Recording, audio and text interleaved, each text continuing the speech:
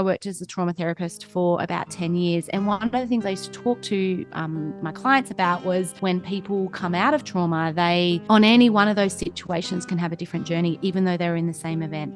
Today's guest is a 3-time six-figure business owner, entrepreneur, podcast host, and a leadership trainer. My friend, Miss Ali Flynn. Gotta go in and have the tough conversations. Like in relationships, they are not always easy, like life. What if you're communicating with somebody who doesn't know how to communicate effectively? If you have experienced trauma, you either...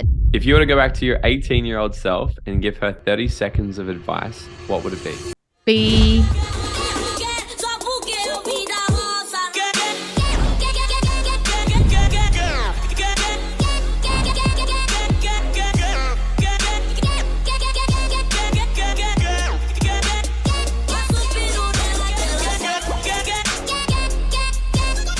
Alrighty, guys. Today's guest is a 3-time six-figure business owner, entrepreneur, podcast host, and a leadership trainer. She has experienced enough trauma to last a lifetime, with everything happening in her life from having a stroke at 32, having one of her kids develop a kidney disease, and the other develop loss of their hearing, being the sole provider for her mother with dementia, growing up in a violent home, and spending nights sleeping on the streets, and a chronic disease of her own that limits her standing up ability and majorly limits her to actually use her body the way she used to use it. Handling all of that, life has thrown at her while building and managing 3 businesses and being a mum. Taking everything she's learned and sharing it through her stories of grit and resilience to thousands of people around the globe, helping them build a more resilient mind, she has exploded onto the market with her podcast, Challenges That Change Us. So please help me welcome the woman that went from being a cherry picker at 14 years old to now a successful 3 times business owner, helping people improve their performance and well-being and helping leaders improve their communication and elevate their teams. My friend, Miss Ali Flynn. Hello, Morgan. Thank you for having me. It's so nice to see you on the other side of the screen. It's been a while. Has been a while. I came on your show a little while ago, and we've been trying to G this up for a very long time. So I'm super fired up because, I'm super inspired by your story. And I know so many other people are going to hear this and not only get inspiration, but we were talking before we started. It's like, what do people really need here? And what I think is people really need like tangible skills to use on like how do they actually deal with the adversity that's happening in their life. So I'd love to kind of kick it off right there. Can you take us back to a little bit like, you're growing up in domestic violent housing, like growing up with a hectic upbringing and then with everything else you faced. So it sounds like since the beginning of time, you've really had to learn how to trust yourself, back yourself, and overcome what life is throwing at you. So can you take us back to the beginning? Where did you start to learn, if you can remember, where was the first time you started to actually learn how to get through hard times? Oh, that's a big question. And as you're saying that, I was thinking about as a kid, I didn't necessarily learn so much about me. That came in my 20s when I realized that I was really reactive and I was having all these explosive responses to people and situations. I was like, what is going on? But as a kid, I learned very early on to start to notice and observe human behavior so that I could pick and stay like when something was going to go. So I would do everything I could to work out if someone stepped left or their eyes looked right, or, like I was always on alert and always watching other people to try and keep myself safe. And that just flowed on to, I ended up doing a psych degree and a postgrad in emotionally focused therapy, for obvious reasons. I wanted to help other people. And I also started to want to understand my own self, my own mind, my own body, my own thoughts, behaviors, feelings, because it was like there was all this stuff inside me and I felt like I had potential, but I didn't have a lot of self-worth at that stage. So I kind of knew I could go and do hard things. And I knew that I could walk the mile and come face to face with whatever in life, but I didn't actually value myself until later on in life. When did you start to value yourself? How did you become aware that you weren't valuing yourself? Then how did you start to develop higher value for yourself? 2 things happened. One, I used to work for Pass Paley Pearls out at sea. So that was a pretty cool experience. I used to spend 2 to 5 weeks out at sea and then come on land for a week and go back out. And during that time, I had a boyfriend, and he was the one that said to me, "You can keep pushing me away, but you know I'm going to go and love other people. Like, I will walk away from this relationship and go on in love. You're the only one that's hurting here." And I was like, it felt like he slapped me in the face. And that really resonated and stayed with me, because I was like, hang on a second, that guy's actually right. Like, everyone that I'm with that I push away or I can't love goes on and finds someone else. And then I'm in the same pattern on repeat, like fall in love, push them away, fall in love, push them away. And then I came back over East, and my other partner that I was with, when I say other partner, not at the same time, earlier on, my boyfriend through uni, we got back together. And I remember thinking at that time, it was so clear to me. I was like, if he is prepared to come back into a relationship with me with all of my baggage and all of my shit, what am I prepared to do in this relationship? Like, am I actually going to step up to the plate and meet him halfway? And that it was in that moment that I thought, okay, now go and do all the research. Who can I talk to? What can I learn? What therapy can I do? And I started to throw everything at it. Like, what don't I know about me that's impacting my life, so that I can have a better relationship, more fulfilled life, be successful in all the ways that I dreamt about my whole life. Mm. So I wanna dive into, so your podcast is called Challenges That Change Us. Okay. So obviously, like I can see why it's probably been inspired, but talk to us about challenges specifically, right? Because I love that how you said it's changed us, right? Looking back on all the hard things that have happened to you, right? The adversities, the challenges, all these sorts of things. I would say, would you go back and change them? And I know you'd say never. But talk to us about why going through challenges and adversities is actually somewhat crucial for our own life and our own growth. Why do you think? The lower you fall, the higher you can fly. So life is made up of black and white, night and day, yin and yang. It is the same with adversity. Like, the more challenge we go through, the more ability and the opportunity we have to be triumphant, if that's even a word. Is triumphant a word? Like, the Triumphant? more we can Triumphant. feel the strength within us, the more opportunity we get to show our resilience and our strength. And the more we can look back on life and think, wow, I just did that. Like, there is no problem I can't solve, because I've had so much experience in that space. So at the time, it can be tough, but we are here for a full human experience. And I think sometimes we try and cheat it. We try and fast forward it. We try and think, why can't we be content our whole life? And can you imagine how boring that would be? Like, if we just were at one level and one pace and one energetic zone, like, we would have no richness. Mm. I like to explain to people that it's like, have you ever seen, like, at my Dream Out Loud method event, right? I use this whole method I've sort of created to help people sort of go through this and discover where they are in life. And I use the example that we've all seen a movie that was absolutely amazing, like Top Gun Maverick, but you know everything that's going to happen in it. You know exactly what's going to happen next. You know how it's going to end. You know it all, but you're so like sucked in. You're like, this movie is fucking amazing, And then we've all gone and seen a movie that was absolutely shithouse. And at the end of it, we're like, I would never watch that again, ever. And you really, contemplate what you just did for the last 2 hours of your life. And I asked me, I'm like, what's the difference? And every single time, the major difference is the shit movie didn't have anything exciting. There was no massive wins. There was no massive struggles. There was no challenges. There was no setbacks. There was no moments where you thought, oh my God, they're not going to make it.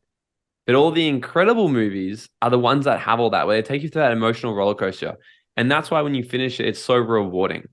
And I help people actually understand. It's like, what part of the movie are you in right now? Like, in your own life. Like, if your life is a movie and you want to finish it, but when you get there, it's like the most exciting thing ever. You've really got to embrace all the struggles, right? And it's about actually identifying which part of the story are you in right now. Are you being called into a challenge? Are you facing the challenges? Are you at the point in your life where you think it's never going to work, where everyone's left you, where, it's like you thought things were working and then you're all on your own, you're trying to figure out, or are you making your comeback story right now? Right. And it's about really identifying that, because without it, we really live an absolutely boring life, in my opinion. Like, I think if I think back all the hectic things that have happened in my life as well, I look back at it now, it's like, man, every single one of them is a gnarly story. And that's what makes Yeah. my life so exciting right now. But what I'd like to know, especially because with your psychology background, people go through shit. They go through trauma, they go through hard times. And then I've often seen a lot of people, and I'm sure you have too, that they get so attached and to that trauma where they don't actually transform into the person they want to become, where they self-identify really as that person. Can you explain to us why is that? Like from a psychology sort of standpoint, why is it that some people, if they go through struggles in their life and traumas in their life, they actually struggle to never overcome it and they get too attached to who they once were? Can you talk into that? In an hour? Yeah. How quickly can you? In a I nutshell. guess Yeah. it is so complex, right? I just want to preface it with Mhm. we are complex human beings, and we're here and we have so much to ourselves, and there's so much external environment, and it's through experience and story and so many things. But one of the things that I did think about when you were saying that maybe your listeners haven't heard before is when I worked as a trauma therapist for about 10 years. And one of the things I used to talk to my clients about was, think of it like a third is the event, right? So two people may go to a car crash, experience a car crash, and walk away with completely different experiences post car crash. Why is that? So it's only a third of it is the event. A third of it is how you integrate it into your world. So the stories that we tell ourselves about the event, like you were saying, some people have it on repeat, have it on a broken record. Some people decide to do something about it. Some people are unaware that it's still triggering them. And the last third is how people respond to us when we do tell them about it. Like Mm. when there's been a massive trauma in our life and we go and have a conversation and that first person shuts us down, that we can internalize and then be like, "Whoa, this isn't a big story," or I'm not meant to feel this way," or they don't think it's important. A whole number of things can happen. So if you think about it, there's three different roads there. And that is why it is so complex. When people come out of trauma, they, on any one of those situations, can have a different journey, even though they're in the same event. And I imagine this is really interesting because I imagine once they would go and share the story. So let's say they, oh my God, you wouldn't believe what happened. I was in this car crash and I nearly died. And right, so this is what actually happened. And the second third is the story I created was, driving on the road is unsafe or blah blah blah, blah whatever the story they created. What happens in the third section on a neurological level with the biochemistry in the body? Because I imagine once they go and share that story and they get someone who goes, "Oh my God, you nearly died," wouldn't that release something in the body that they would get attached to? Like, does that release any feelings of Certain dopamine, hormones. serotonin, anything like this? Where does that anything like that happen? Where actually, because I imagine that if they got a payoff from sharing the story, they would want to continue to share the story to get that sort of attention. Because one of the biggest things we crave is human connection, right? Connection. Yeah. And I look, honestly, I couldn't tell you now. I've stepped away from that industry. I'm out of date in that industry. So I couldn't tell you what the latest research and science is around that. But our brain fires in all different ways. And we know we're still learning. Like the brain is amazing and we're still learning about it. So what we know today and what we'll know in 5 years could look completely different. Mm. But I think what we do know is when we have interactions with others, different parts of our brain light up, when we feel connected with people, when we get excited, when there's a conflict situation or aggressive situation or that flight, fight, and freeze. We have all different parts of the brain that lights up and stimulates our body in different ways. I think it's important for people to know that what they go through is a part of the story. It's a part of the story where instead of thinking about it as the whole story, Hmm. and what can they do in their world to move themselves forwards? How can they start to look at post-traumatic growth? How can they, notice what's happening for them and start to talk to the right people or read the research or go and do the healing work or do the feeling work or go back and do some NLP. I know, Morgan, you're trained up in NLP, like go and do some regression work so that they can move that block that's in their body or in their brain so that they can go on and be themselves. But it's really noticing when something's still around, right? Like that self-awareness piece is so critical. And I often think we forget to give it the value and the space and the resources it deserves. Like we need to understand ourselves before we can understand others. Yeah, I literally having this conversation with my partner last night, and I was like, we were talking about how people are dealing with each other in their workplace, right? Which is gonna be awesome. What we're gonna talk about next, like with communication. Mm. And she was saying, she's like, like some people, they might get angry at one person, they might get angry at somebody else, or the way that people are just responding. I'm like, human beings are just this absolute incredible creature. I'm like, we're an absolute incredible creature because there was this one person that's recently come back into my life where I knew them quite a while ago. And back when I knew them, I didn't really like them. There was lots of things about them where I was like, this person's a bitch. Like, they're a bit of an asshole. I really didn't really like parts of them. And then they've come back into my life and I've known that about them, right? And I'm like, oh, here they are. There's this person. I don't really like this person. And then we just reconnected again.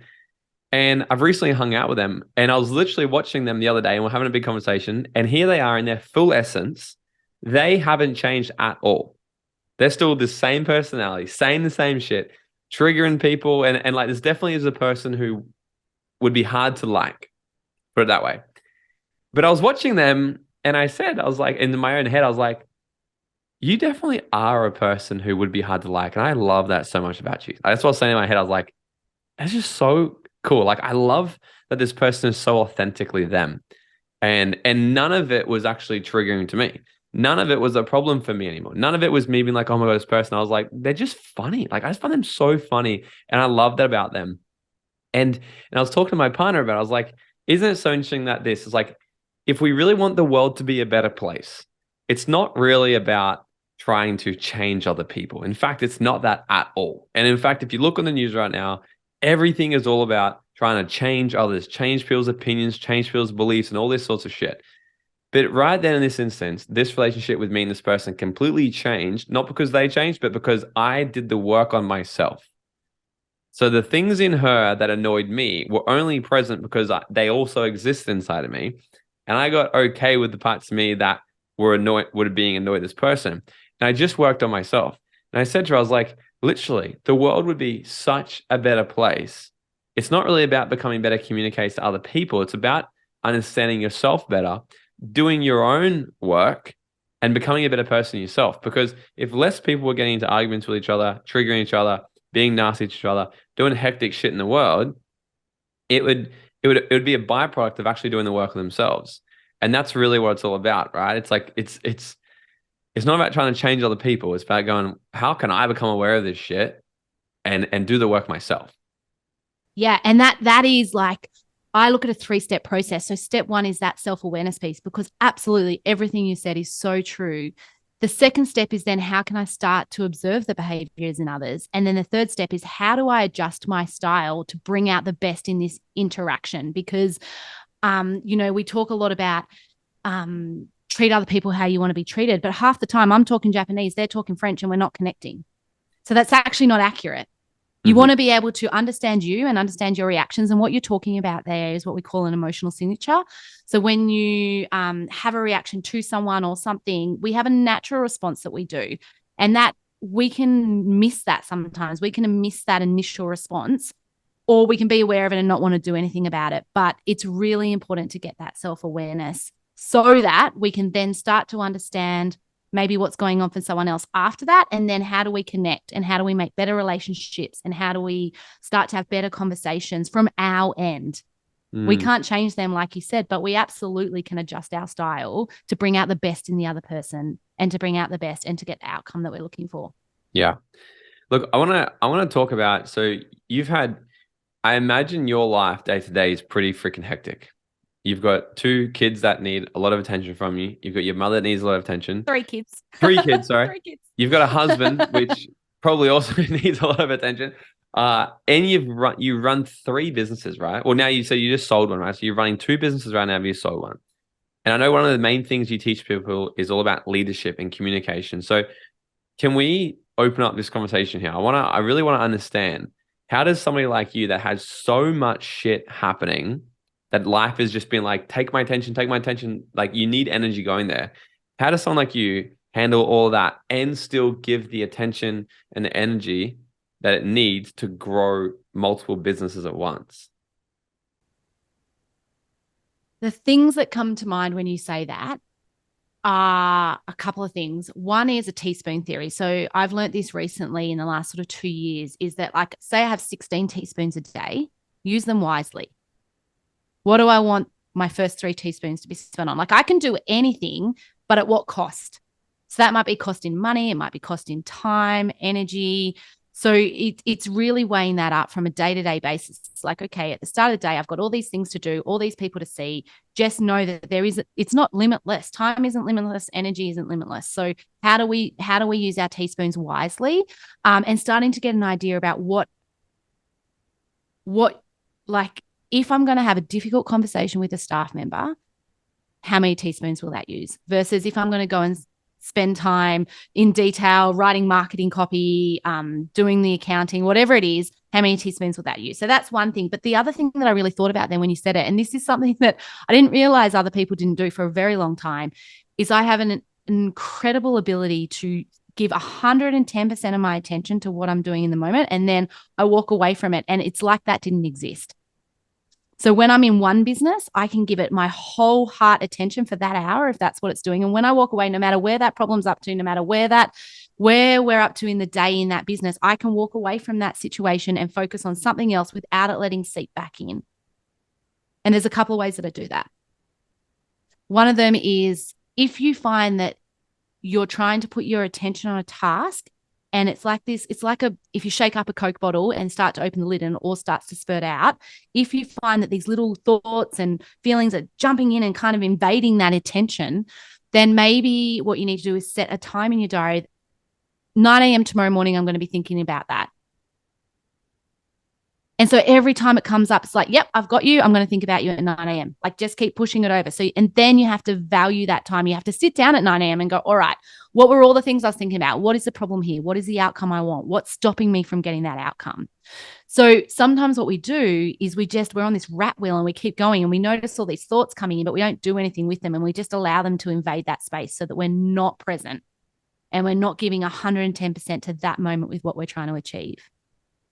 And I think the other way that I do that, I was thinking, is I know that my intention is good, so that when I walk away from a situation, I know that I've given my best. It might not be the same equal to the best that I gave it last time, but in that moment, I gave everything I could to the best of my ability. And that is enough. And you've got to be okay with that being enough, even though it might not have been how you wanted to be. Even though, like, coming on this podcast, Morgan, like, I'm going to give you 110% of what I can today. Perhaps if we did a podcast yesterday, it might have been better.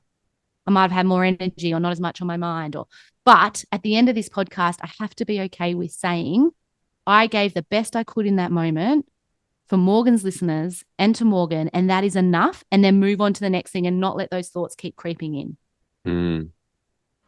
What's up, Dream Nation? Have you ever wondered how far ahead your life would have already been if you had got access to this type of content at a younger age? Look, this is why I need your help. I'm trying to build the #1 personal development platform out there to teach you guys the tips, tricks, and attitude of what it takes to live your dream life, and to bring the type of education that we all wish we had in school. This show only grows by word of mouth and new subscribers, so it would mean the world to me if you could smash that subscribe button right now, leave us a 5-star written review, or drop a comment below and share this episode with a friend. I would be forever grateful. All right, now let's get back into this episode. Yeah, so doing your 100% best every single time. What about, like, how do you regulate your nervous system through all this? Like, I imagine if, like, because I'm similar to that as well. It's like I could probably do one task and give 100%, and I'm very good at that as well. It's like I'll move on to the next thing, and I'll completely forgot we even had this conversation today. So if I don't at the end of this do the things I need to do, I'll move to my next task, and I could completely miss this whole podcast recording, because I might just forget it because I'm just on to the next thing.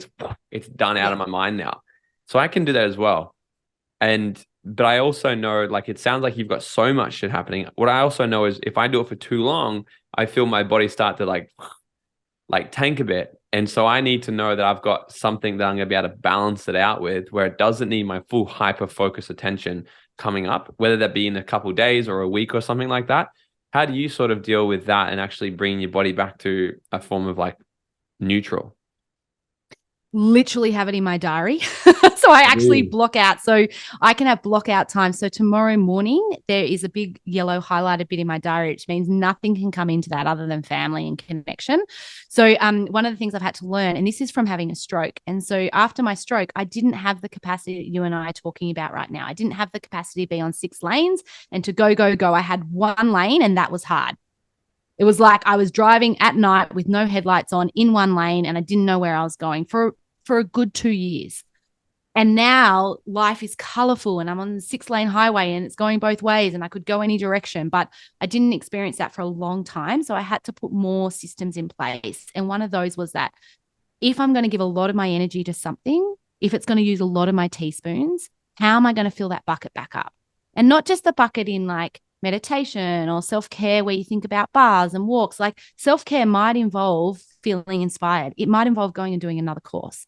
It might involve, Morgan, me being on here with you today is going to inspire me naturally. I know I'm going to have energy at the end of this conversation. It doesn't take from my bucket, it puts back in my bucket. And so really thinking about your physical body has a bucket, your mindset has a bucket, your gut health has a bucket. So how are you fueling your body to be able to do these amazing things? Your soul has a bucket, whatever that means to the listeners, whether that's spiritual, whether that's just feeling good, whether that's that self-care piece. And you want to constantly be filling that bucket up in any given opportunity you can, so that when adversity hits or you need to use extra teaspoons, you're pulling from an empty bucket. I mean, sorry, change that. You're pulling from a full bucket, not an empty Yeah. bucket. It's that old cup of coffee. You can't drink from a cup of coffee that's empty. You can't expect your body and your mind to do fabulous things and to be at its best if you've been stripping it. In the gym, you train for 4 or 5 weeks and then you have a light week. We can learn a lot from the athletes. Like they would not go 110% all the time and then try and run a 100-meter race at the Olympics. They have light weeks. And those light weeks are about giving back to their body. Before they go and lift in the gym, before they go and do a deadlift, they might do some triggering. They might do some release work. They might do some mobility work. So they have a greater range to be able to get greater strength, to be able to get greater performance. And we need to think of ourselves as that as well. Like we're a machine. How are we fueling it in all those areas? Yeah. How do we become better communicators, right? One of the things you teach is leadership. You teach people how to become better leaders, how to elevate their team. How do we become better communicators? Probably what we said before around those steps of know yourself, to be able to read others, to be able to adjust your style. But the things that you need to, before you even get to any of those kind of steps, is you need to have a conversation with yourself and check in. Are you committed to the process? Like, are you 100% committed to learning about communication, being in connection with people, having the hard conversations? Or are you just trying to like have a conversation because you have to and you just got to get through that to get to the end of the day? Like, are you invested or are you just treading water and buying time? You've got to be courageous. Like, you've got to go in and have the tough conversations. Like in relationships, they are not always easy, like life. My husband has been there. He is solid, right? He's phenomenal. Do we still have disagreements? Absolutely. Do we still get frustrated at each other? Absolutely. So I've got to have the courage to step up to the plate and say, hey, can we just touch base about the way that we're parenting the kids at the moment? Like I've noticed that you're just coming down and doing X, Y, and Z, and I want to be doing it this way. Like, what are we going to do about that? Because I'm noticing that I'm getting really frustrated and I'm not sure what that's about. Can we have a conversation? Now, it's a lot easier initially to not have that conversation. But we've got to have the courage to step into it because we play harder. We have more success when we step into that space. And we have to be clear, like as clear as we possibly can be. The amount of times we go in and talk to people in an ambiguous way. We don't know what we're trying to say. We don't know what outcome we want out of the situation. And we just kind of use words and hope for the best. Like it's not strategic. We're not present and we're not strategic. So you want to have a fine balance of both in conversations. What if you're communicating with somebody who doesn't know how to communicate effectively? Like someone who feels like they're being attacked. How do you navigate that? So you asked earlier about trauma, and I was thinking that's a really good example. So in our really, really early foundational years, if you have experienced trauma, you either develop what we call a hard outer shell where you attack outwards. So we all know, and this is me, right? Hands up. I am this person. I'm textbook annihilated. So when something goes wrong, I blame everyone else. Straight up. Like, Morgan, if we couldn't get on here today, I would think, well, Morgan didn't send me the link. Like, I'm so attacking by nature because of my childhood history and because of what happened when I was a kid. I had to learn to protect myself. I had to have this really hard outer shell, which acts like a shield, so that when something comes at me, I reflect it back out to the world and blame others. The other side of the continuum to that is what we call abandonment, where when something comes at us, we have what we call a diffuse boundary. So if you imagine a circle and it's got all these holes in it, and the arrows come straight in and we attack ourselves, we think we are the reason that something went wrong. And so that's where you crumble, you cry, you retreat, you're not on that attack. So two very different reactions. And how we manage people that are in those highly reactive states looks different depending on how they are. So if someone's attacking you verbally, like if you're in conversation with someone, Morgan, and you know they're coming at you and you're like, God, it doesn't matter what I do here. This person is angry and frustrated. And you know that verbal diarrhea? It's like they're like, blah, blah, blah, blah, blah. You did this and you did that. You don't even know where you can like kind of get into the conversation. There's a couple of really cool tricks. The first thing is bubble it. It's going to take some time. If you think this conversation is going to take 2 minutes and you get a good outcome, you're just not going to. So you have to be able to be committed, like I said, to having the conversation. The second key is move out of the way. Like imagine that it is verbal vomit coming at you and you need to move your head to the side and let that verbal diarrhea go over your shoulder because they're not attacking you. They're attacking outwards because they feel psychologically unsafe. Something in the world from their childhood is vibrating, saying, I'm not in a safe place. And they're probably completely unaware of it. So they're just like dumping these words, trying to protect themselves. And so move out of the way, let it go over the shoulders, wait for that to simmer down before you come back in and start to have the conversation. And then you can start to talk to them. But so often we try and intercept that when someone's escalating and they're frustrated and they're getting like they're attacking outwards. We try and like get in there to be like, hey, but you're not listening to me. And what about this person? Like it's not just their fault. Like, what about you? What was your role? But we're coming in too early. So just letting them have space to sort of have their little tantrum and move out of the way. Like get it, like let it go straight past you. Yeah. Because if you think about it, Morgan, if you think about it, if you're annihilated yourself and someone starts attacking you, the first thing you're going to do is attack back. Or if you're abandoned and someone starts attacking you, the first thing you're going to do is like that arrow is going to hit your heart and you're going to think, oh my God, I'm a really shit person here and this is my fault. So you're already thinking that and then someone starts attacking you and you just shrink smaller and smaller. So you've got to let those words go past you. They're not at you. How about from the other perspective? Let's say someone's here and they're like, I'm a good communicator, but I feel like when certain people communicate with me, they sort of attack me, or they're very direct, or they're like very boss-like, where it's like so. And if they feel like they're getting abused or something like that, how can they sort of go about like I'm putting like a workplace sort of thing, like a manager or a boss sort of coming down on them. How do they sort of defend themselves in a way where they can communicate more effectively to their leader, their boss, whatever, while still being respectful?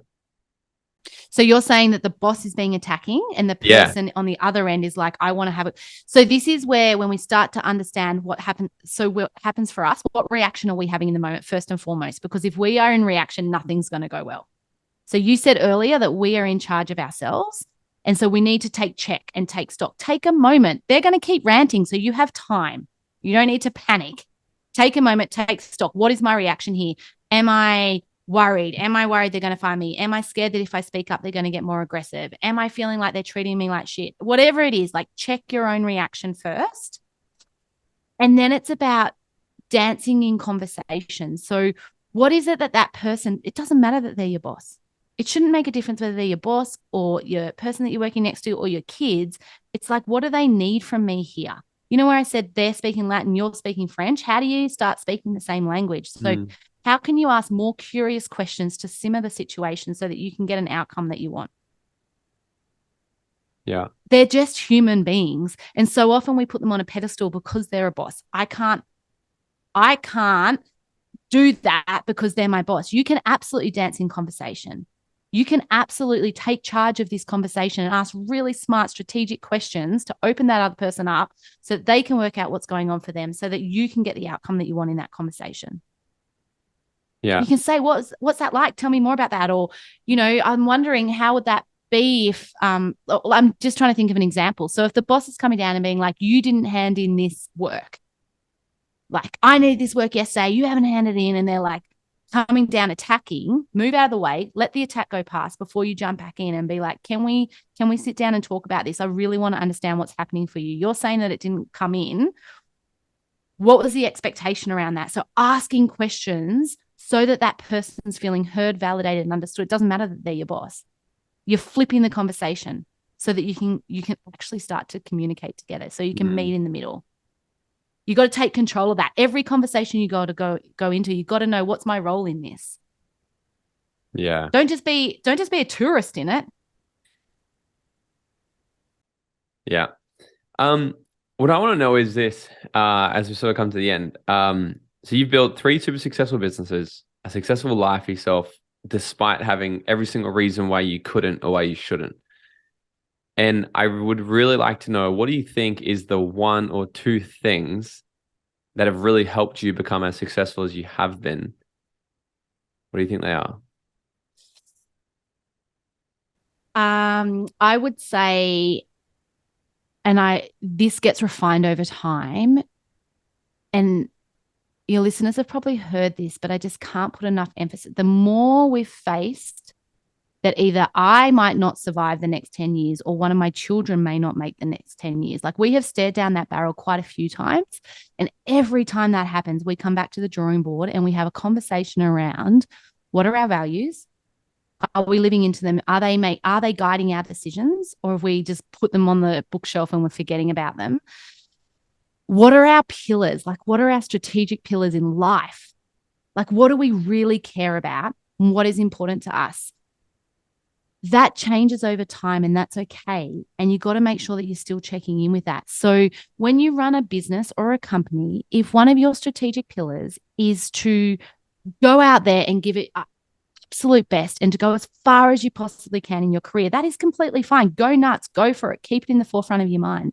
But if the situation changes, if the game you're playing changes, be agile enough to recognize it and to shift, to be able to say, hang on a second, I was working to that, but now I'm working towards this. Our national company, we were ready to scale. We were ready to take it even internationally. And then I got diagnosed with another condition, and we had a conversation as a team, and we were like, well, what does this mean now? It's like, well, we can still do really fabulous work and have a really great impact, but it looks we're going to go left instead of right. And we need to be able to do that ourselves in life. Like, adversity just changes the game we're playing. So take stock, take a moment, check in. What do we need here? What's still guiding our decisions? And what are the 3 key most important areas for me in my life? And am I living into those? Does that answer your question? Yeah, I love it. Ali, this has been fun. Where can everybody find you on social media and check out your podcast and everything? I always laugh when you say that, because when we first met, I had no social media. Yeah, you came from nothing. Challenges That Change Us is the podcast. It's on every platform. If you jump on, we're in the Australian chart, so it's very easy to find. It should come straight up as soon as you start writing challenges in. And I would love to invite all of your listeners over there if they think that that's going to be valuable to them. And I'm on LinkedIn as Ali Flynn, and on Facebook. Instagram I'm not so into, but yeah, I'm still, socials aren't really there. I spend a lot, when you say, how do I do it all? You can't do it all. So there's things you got to let go off the radar. And for me, socials is just one of them. It's not a place, it's not something I play in very much. I spend my time with the people. Yeah, I love that. Awesome. All right, to wrap this up, I got a final question. Are you ready? Yes. If you were to go back to your 18-year-old self and give her 30 seconds of advice, what would it be? Be agile. And in order to do that, you need to be filling your buckets up all the time, so that when something comes at you, you have the ability to pivot, to move, to go forwards, to take a pause, whatever it be, but spend the time that you have wisely, filling all of those buckets up that we spoke about so that you can just live your life to the full experience. And when you need to borrow some teaspoons from your wellbeing bucket, borrow them. When you need to borrow it, when you need to think like you've got a whole week of training, you can just pull it out of your mindset bucket, whatever. But fill that bucket up consistently and value yourself so that you can just be on this journey and this ride. It's one hell of a ride, but you've got to have your eyes open to experience it.